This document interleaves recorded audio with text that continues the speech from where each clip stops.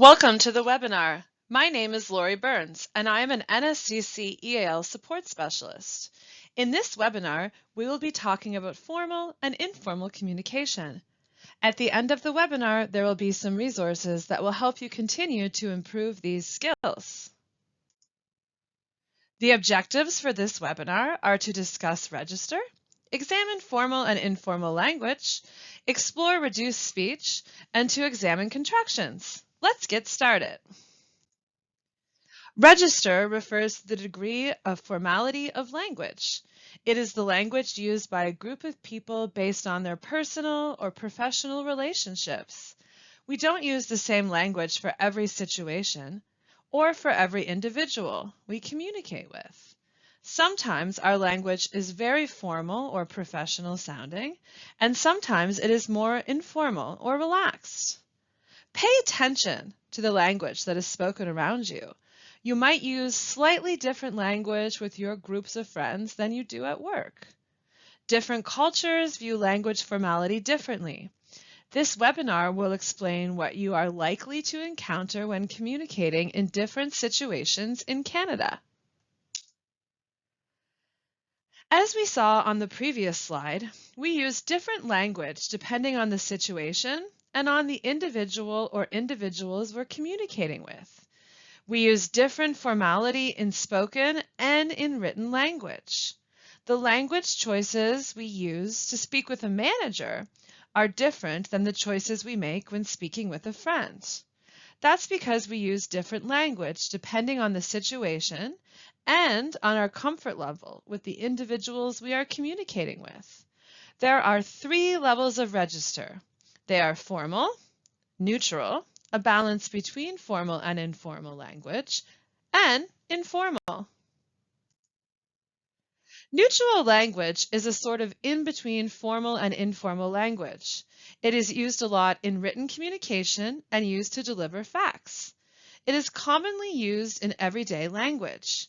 It uses regular grammar and basic vocabulary. It is professional, yet also accessible.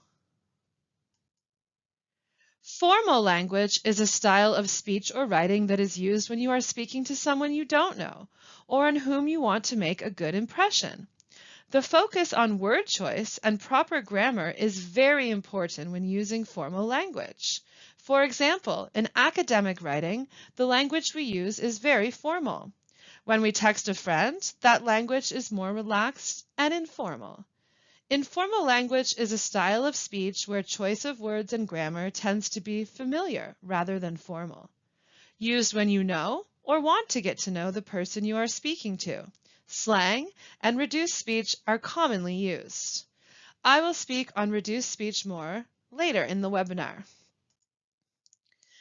Look at the following sentences. Are they formal or informal? Is the speaker talking to someone they know well? Take a moment and think about it. On the next slide, I will tell you the answers. Did you go downtown on the weekend? I had a late night on Saturday. I expect you to be at work at 9. Your daughter has been behaving very badly in class. Hey, where did you get those kicks? Vocabulary note. Kicks is slang for sneakers.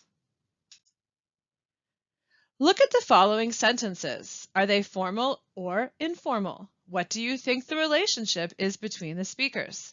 Take a moment and think about it. On the next slide, I will tell you the answers.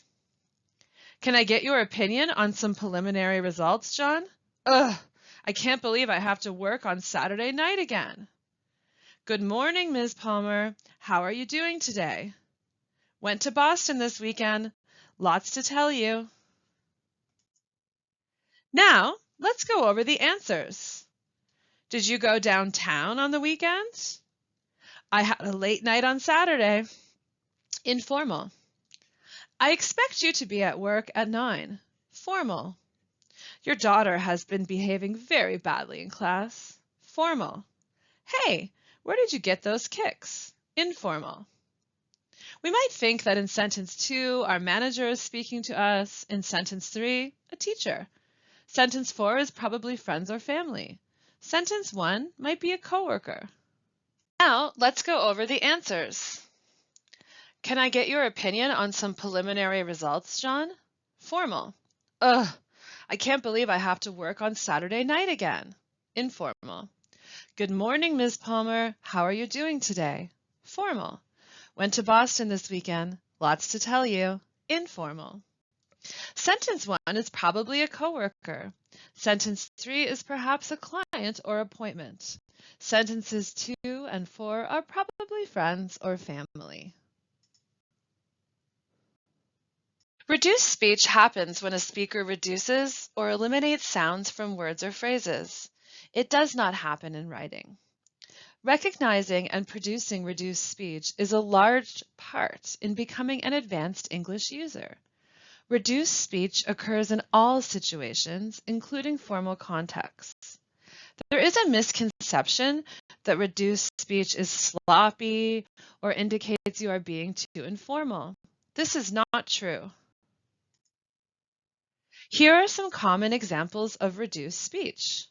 Because, 'cause. Want to, wanna.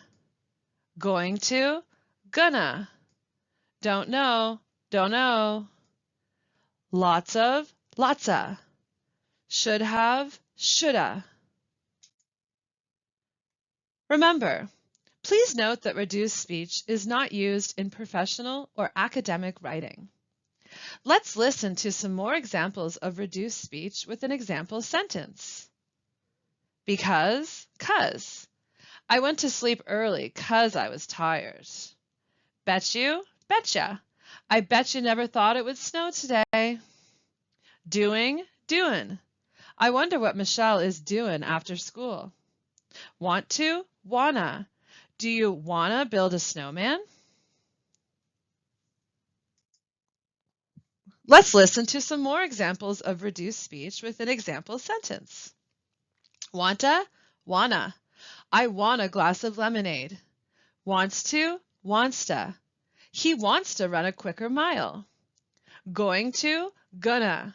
We're gonna go to the movie after dinner. Got to, gotta. I gotta go to the laundromat soon. In the English language, contractions are the shortened form of a word or a group of words that omit certain letters or sounds. These missing letters are indicated with an apostrophe. Here are some examples. Cannot, can't. He is, he's. She is, she's. I will, I'll. They have, they've. The pronunciation of contractions is key to improving your overall pronunciation. Contractions are commonly used in speech and in informal writing. Contractions are not used in professional or academic writing. Please note, contractions will often be used in emails and other workplace correspondence, memos, notes, emails, etc. Look at these sentences. Think for a moment about how you would say the contraction. Now, listen to me read them. Do you think he'll pass his driving test? I'll see you next week. It's freezing outside. Why aren't you answering your phone? I can't find my glasses anywhere. They didn't tell me the meeting was canceled. The contraction in number 4 on the slide gives an unusual word order in the sentence. It would not be accurate to say, why are not you answering your phone? If we want to write this sentence in a formal way, we would need to say, why are you not answering your phone? When we use a contraction, we ignore the uncommon word order. Look at these sentences. Think for a moment about how you would say the contraction. Now, listen to me read them. He hasn't been in touch for over a month. My husband's been feeling ill for days, but he won't go to the doctor. Where's my newspaper? When's your wedding? Who's coming to your birthday party? Thank you for listening to the webinar. There are many available resources for NSCC students. Please take some time to explore them. Visit the NSCC EAL page to view the schedules for upcoming EAL webinars, to book an appointment with an EAL support specialist, and to use the EAL guide for additional resources to help increase your language learning. You can find all of these resources on the Learning Supports Connect page and link on the screen. Connect is NSCC's intranet and requires your NSCCW number and login. References will now follow. References.